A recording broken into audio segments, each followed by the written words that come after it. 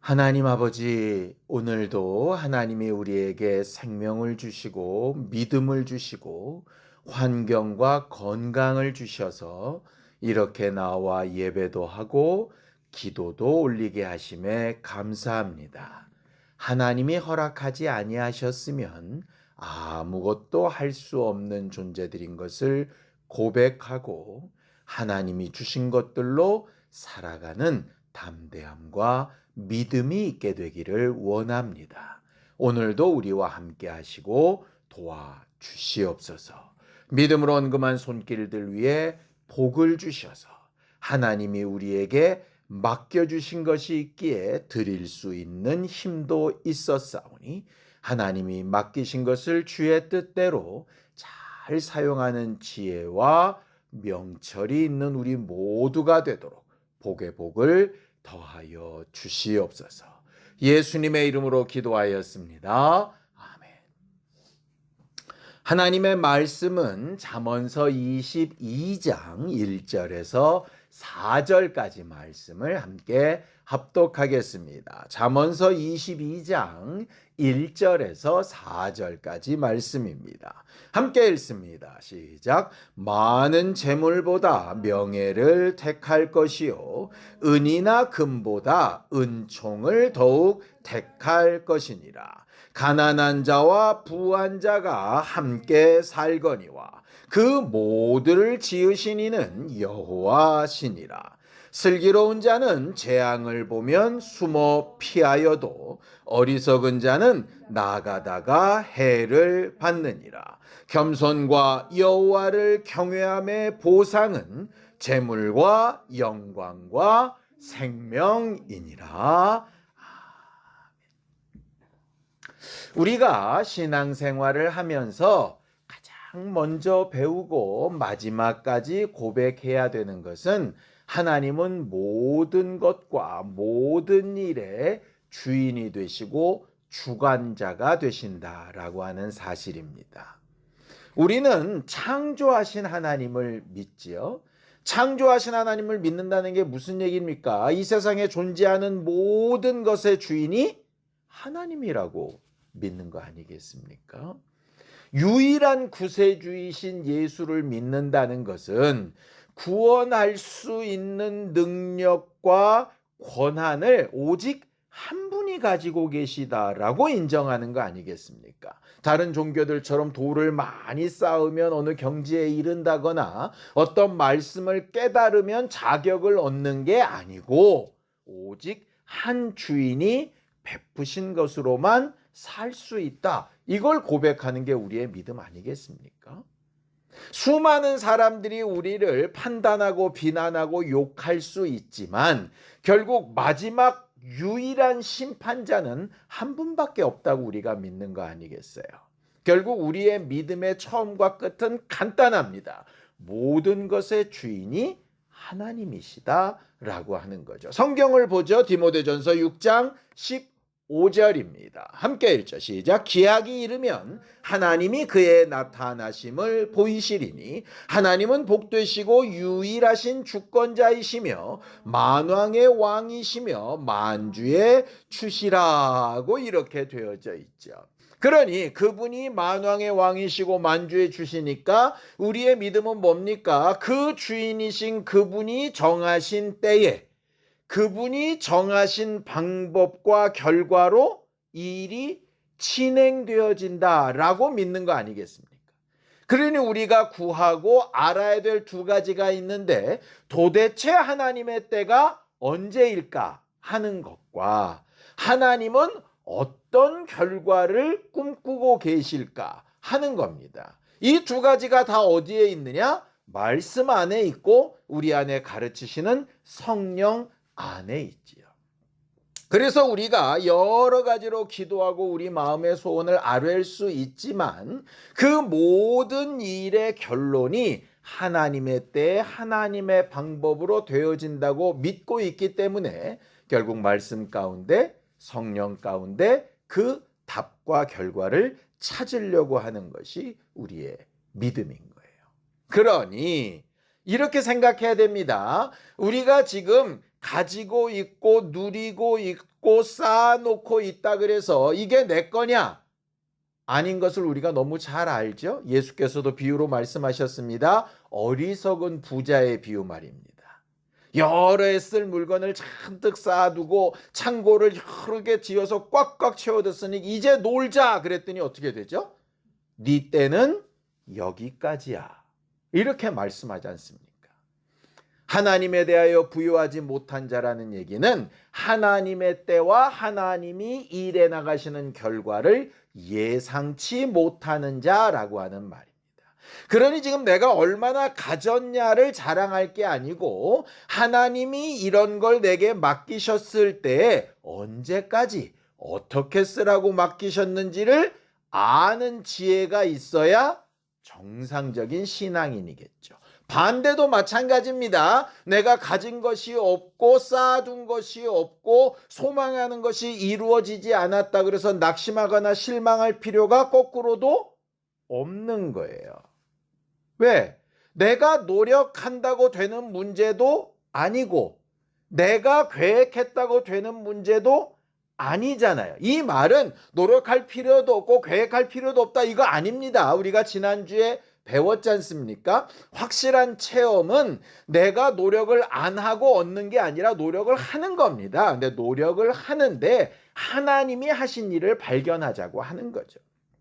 내가 계획도 세우고 열심히도 하지만 하나님이 언제 어떻게 맡기실 것인지를 기다리고 찾는 게 믿음 아니겠어요? 성경을 또 볼까요? 전도서 5장 19절입니다. 함께 읽죠. 시작. 또한 어떤 사람에게든지 하나님이 재물과 부요를 그에게 주사 능히 누리게 하시며 제 몫을 받아 수고함으로 즐거워하게 하신 것은 하나님의 선물이다 이렇게 되어 있습니다. 재물과 부요를 주시는 것도 하나님이고 그걸 능히 누리게 하시는 것도 하나님이고 내 몫이 어디까지인가를 정하신 것도 하나님인데 그런 것들을 가르치시고 알리시는 게 하나님의 선물 곧 은혜다 이렇게 되어져 있는 거예요.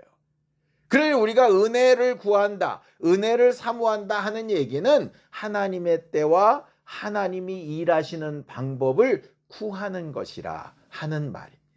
그러니 우리가 여러 가지를 기도하고 간구할 수 있지만 그 모든 응답의 끝에는 하나님의 때와 방법이 있을 것이니 그것을 먼저 구하는 게 그의 나라와 의를 구하는 것과 같은 의미라고 하는 것이죠. 이 세상은 아무리 좋은 정치제도, 사회제도를 가지고 있어도 가난한 사람과 부자가 동시에 존재합니다. 아무리 좋은 제도를 가지고 아무리 사회복지가 잘 돼 있어도 부자와 가난자는 반드시 존재합니다. 왜냐? 하나님이 그렇게 맡기셨기 때문이에요. 성경을 좀 볼까요? 본문입니다. 잠언서 22장 2절입니다. 함께 읽죠. 시작. 가난한 자와 부한 자가 함께 살거니와 그 모두를 지으신 이는 여호와시니라 라고 이렇게 되어 있습니다. 이건 운명적으로 하나님이 누구는 부자 누구는 가난한 자 이렇게 했다는 얘기가 아니라 어떤 시기와 어떤 상황에 하나님이 많이 맡기신 사람도 있고 그렇지 않은 사람도 있다는 거예요. 그러니까 중요한 건 내가 얼마나 많이 맡았냐 적게 맡았냐가 아니라 많이 맡았든 적게 맡았든 그 맡은 것을 내가 하나님이 맡겨주신 목적에 맞춰서 잘 쓰고 있나? 돈만이 아닙니다. 건강이든 시간이든 환경이든 마찬가지죠. 예수님께서 하셨던 비유 가운데 달란트 비유가 있습니다. 기억나시죠? 주인이 멀리 떠나면서 종들에게 나눠줍니다. 어떻게 나눠주죠? 한 사람한텐 5개, 한 사람한텐 2개, 한 사람한텐 하나를 나눠줍니다. 사람들의 관심은 내가 5개 받았으니 2개나 하나 받은 쟤보단 내가 더 나은 사람이네 이렇게 판단할 거고 하나 받은 사람은 뭐야 나는 왜 무시해? 왜 저 사람은 5개 저 사람은 2개 주고 왜 나는 하나밖에 안 줘? 이렇게 무시하는데 주인의 관심은 어디 있습니까? 누가 5개 받았냐 누가 1개 받았냐에 관심 있는 게 아니고 5개를 받았든 2개를 받았든 1개를 받았든 누가 주인의 뜻대로 잘 썼냐, 거기에 관심이 있잖아요. 그러니까 이게 하나님과 우리의 시각 차이라는 거예요. 우리는 이왕이면 나나 내 자손들이 5개 받았으면 좋겠다. 하나 있는 것까지 내가 뺏어왔으면 좋겠다. 그게 복이다. 그게 은혜다. 이렇게 생각하는 거예요. 근데 5개 아니라 500개를 받았어도 하나님의 뜻대로 제대로 사용 못하면 주인의 관점에서는 어떻게 되는 겁니까? 500개나 받았던 훌륭한 종이 아니라 내 뜻과 생각을 모르는 무익한 종, 이렇게 되는 거죠. 하나밖에 못 받았으니 나는 무능한 사람이야, 이게 아니라 그 하나를 하나님의 뜻대로 잘 사용했으면 너는 착하고 충성된 종, 이렇게 되는 거예요. 그러니까 결국 사람이 보는 시각은 하나님이 나한테 얼마나 맡겼냐에 중심을 두는데, 하나님은 내가 얼마를 맡기는 건 내 맘이니까 그걸로 판단하지 말고 너희들이 받은 걸 내 뜻대로 어떻게 썼느냐를 나한테 판단받으려고 해, 이렇게 말씀하시는 거예요. 이렇게 분명한 사실이 있음에도 불구하고 우리는 계속 뭘 주장하느냐? 더 많이, 더 크게, 더 풍성하게, 남들보다 낫게 자랑할 만큼, 이렇게 자꾸 생각을 하는 거죠. 그러니 그러지 못하면 주눅 들고 말 못하고 이런 거 갖고 어디다 써먹어, 이렇게 되는 겁니다. 그런 생각을 가진 사람들 사이에서는 과부의 두렵도는 나올 수가 없는 인정인 거죠. 그러니까 다들 이렇게 얘기하는 겁니다. 과부의 두렵도는 없고 부자가 되면 헌금 많이 할게요. 다 이런 생각만 하고 앉아 있는 거예요. 응답해 주시면 그 다음에 뭘 할게요, 이 생각만 하고 있는 거예요. 이미 아직 응답이 없다고 생각하는 지금도 뭐냐? 응답이에요. 하나님이 내게 맡기신 것이 있으니까요. 비록 내 마음에 차지 않는다 할지라도. 그럼 내게 지금 맡기신 것을 어떻게 쓸까 하는 거죠. 어떤 사람한테 하나님께서 더 맡기시고 더 크게 맡기시고 적은 일에 충성된 자에게 더 큰 일도 맡기신다 하실 때 그 적은 일에 충성된다는 게 뭡니까? 본문에 얘기 나와 있습니다. 잠언서 22장 4절입니다. 함께 읽죠. 시작. 겸손과 여호와를 경외함의 보상은 재물과 영광과 생명이니라, 그렇게 되어 있습니다. 뭐라고 되어 있습니까? 재물과 영광과 생명을 얻고 싶다면 재물 주세요, 영광 주세요, 생명 주세요 라고 기도하지 말고 뭘 기도하라는 거예요? 하나님을 경외하는 마음과 겸손한 마음을 주세요 라고 기도해야 된다는 거죠. 그러니까 잘못 기도한다는 거예요. 겸손과 하나님을 경외함을 구해야 거기에 나머지는 따라오는 건데, 막말로 예전에 보면은 별책부록이라는 거 있지 않습니까? 본책이 있어야 별책부록이 있는 거잖아요. 근데 사람들이 다들 마치 아이들이 햄버거는 안 먹고 장난감에 관심이 있듯이 진짜 본판에는 관심이 없고 별책부록에만 관심이 있는 것처럼 신앙생활을 한다는 거죠. 그러니 하나님이 도대체 우리한테 왜 주셔야 하냐? 우리가 여러 가지를 막 구합니다. 오케이, 좋습니다. 내게 필요하고 당장 있어야 될 거라고 칩시다. 그럼 하나님은 그걸 나한테 왜 허락하셔야 되냐고 생각을 좀 해보면 답이 나오지 않겠습니까? 결국 오늘 본문에서 뭐라고 얘기하느냐? 우리에게 주어진 것을 어떻게 감사하며 잘 쓰는 사람이 되어야 더 크고 더 낫고 소위 내가 바라는 어떤 부분이 응답이 될까 하는 것에 가는 길목이 될 수 있다는, 그 대표적인 예가 누구냐? 우리가 잘 아는 욥입니다. 자, 성경을 좀 볼까요? 욥기 1장 21절에서 22절입니다. 함께 읽죠. 시작. 이르되 내가 모태에서 알몸으로 나와 싸운즉 또한 알몸이 그리로 돌아가올지라. 주시니도 여호와시오 거두시니도 여호와시오니 여호와의 이름이 찬송을 받으실지어다 하고 이 모든 일에 욥이 범죄하지 아니하고 하나님을 향하여 원망하지 아니하니라 이렇게 되어 있습니다. 물론 1장의 내용이고 중간중간에 우여곡절이 있었습니다. 논쟁도 있고 불평도 있고 하나님에 대한 원망 비슷한 것도 있었지요. 근데 우리가 결과를 알지 않습니까? 맨 마지막 절에 어떻게 됩니까? 욥이 가졌던 모든 것의 몇 배를 받죠? 2배를 받습니다. 어떻게 2배를 받았냐? 간단합니다. 1장의 이 마음 때문입니다. 주시니도 하나님이시니 거두시니도 하나님이십니다. 하나님이 맘먹으시면 은혜로 주실 수 있고 하나님이 맡기면 안 되겠다 싶으시면 아무리 많은 것이라도 거두실 수 있다. 하나님의 주권에 도전할 수 없다. 그게 겸손과 하나님을 경외하는 것 아니었습니까? 많은 논쟁이나 잘난 척하고 네가 올리 내가 올리 그 내용으로 2배 복을 주신 게 아니고 하나님이 보셨던 건 간단합니다. 욥이 처음 가졌던 그 마음. 그걸 얼마나 잘 지켰는지는 우리야 모르죠. 중간중간에 보면 잘 못 지킨 것도 같지만 결국 마지막 고백에 보면 지킨 것도 같습니다. 결국 하나님이 그걸 어떻게 인정하실까냐에 따라서 2배가 되기도 하고 4배가 되기도 하고 반배가 되기도 하겠죠.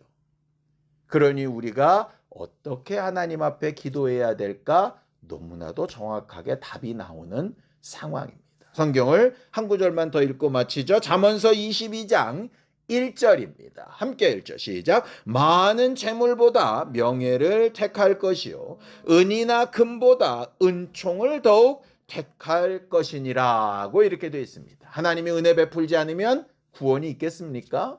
하나님이 은혜 베풀지 않으시면 우리가 이렇게 살아있기는 할 수 있겠습니까? 하나님이 은혜 베풀지 않으면 우리가 이렇게 모여서 예배할 수 있는 공간이라도 있었겠습니까? 우리가 뭐 얼마나 대단히 잘나고 우리가 뭐 얼마나 대단한 헌신을 해서 이 공간에 이렇게 모여서 이렇게 예배할 수 있습니까? 우리 각각이 한 일 가지고는 안 되는 거 아닙니까? 저도 한 일이 아니고 우리 모두가 한 일이 아닙니다. 물론 모아서 하기는 했으나 우리들이 한 것만 가지고 될 수 있느냐? 안 되는 일이죠. 하나님이 허락하셔서 되는 일이죠. 중간에 어마어마한 많은 일들이 있었지만 그래도 계속 할 수 있는 게 은혜와 은총 아닙니까? 그러니 우리가 구하고 유지하고 놓치지 말아야 될 건 뭐냐? 은혜 베풀어 주세요. 은총에서 벗어나지 않게 해주세요. 하나님의 선물을 선물로 제대로 받고 인정하게 해주세요. 내 열심이나 내 잘난 것이나 내가 뭔가 바라고 꿈꾸는 것이 하나님의 주권을 초월하거나 하나님의 은혜를 가리는 일이 되지 않게 해주세요 라고 기도하는 게 가장 중요한 기도 제목이라 하는 거죠. 물론 우리가 바라고 원하는 수많은 기도 제목도 기도합시다. 그런데 너희는 먼저 그의 나라와 의를 구하라고 하셨으니까 하나님 앞에 내게 맡기신 지금 현재를 감사하고 은혜로 받고 그 은혜 위에 하나님께서 일해 나가시는 방향과 때를 잘 분별할 수 있는 지혜와 영감을 구한 우리 모두가 되기를 예수님의 이름으로 축원합니다. 함께 기도하겠습니다.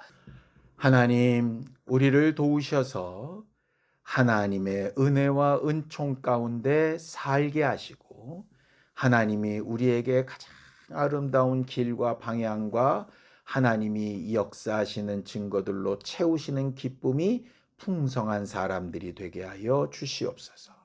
오늘 겸손과 하나님을 경외하는 마음을 구하며 하나님으로부터는 은혜로 살기로 결심하여 싸우니 이미 주신 것에 감사하며 주실 것을 기대하고 소망하는 믿음 위에 하나님이 가장 좋은 것들로 채우시고 역사하여 주시옵소서. 이제는 우리 주 예수 그리스도의 은혜와 하나님 아버지의 극진하신 사랑과 성령님의 감동하시고 함께하시는 분명한 증거가 하나님 앞에 무엇보다 은혜와 은총을 구하는 우리 모두 위에 이제로부터 영원까지 함께 있을지어다. 아멘.